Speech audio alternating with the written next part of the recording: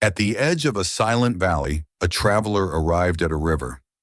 It wasn't marked on any map, no signposts, no ferries, just a wide, restless body of water stretching as far as he could see.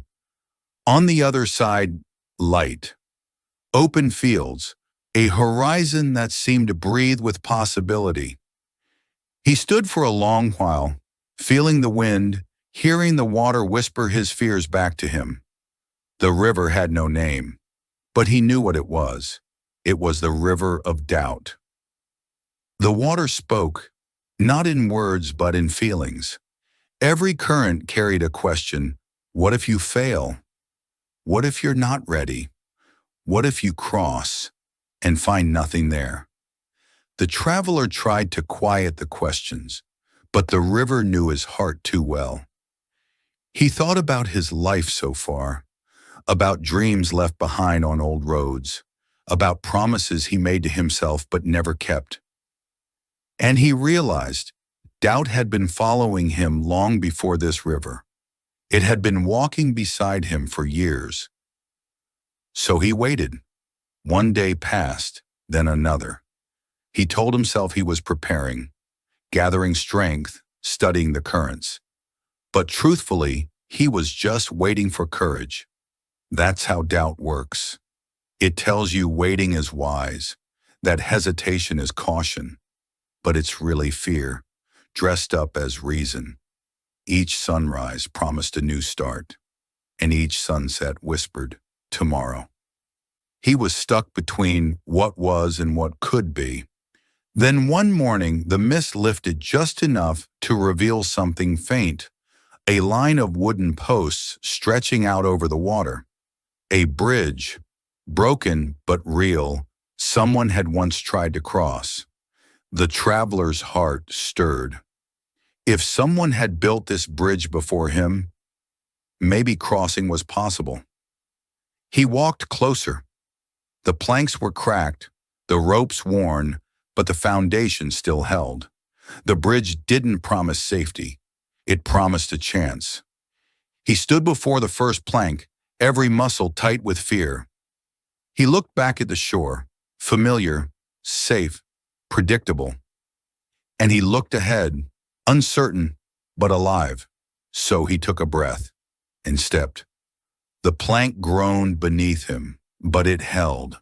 And in that moment he understood. Courage doesn't erase fear. It moves with it. Every great journey begins like this, not with certainty, but with trembling. Halfway across, the river's roar grew louder. The wind lashed at his face.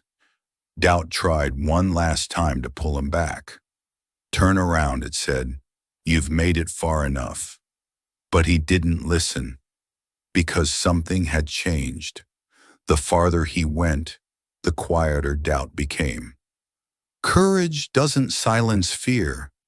It simply drowns it out with action. Each plank carried a story, every step a decision to keep going despite uncertainty.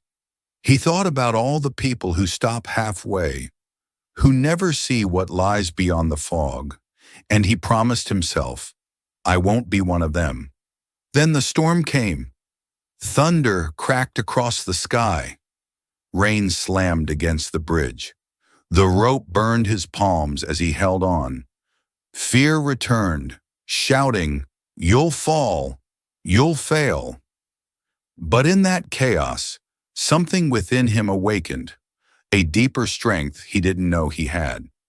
He whispered to himself, If I've made it this far, I can make it the rest of the way. The bridge swayed violently, yet held. Because sometimes the things that look the weakest carry us through the hardest storms. And then, silence. The storm passed, the air cleared, and there it was, the far shore solid beneath his feet. He turned back and looked at the bridge, broken, imperfect, yet beautiful. Because it had done its purpose, it carried him across. He realized then, it wasn't just the river that he crossed. It was himself.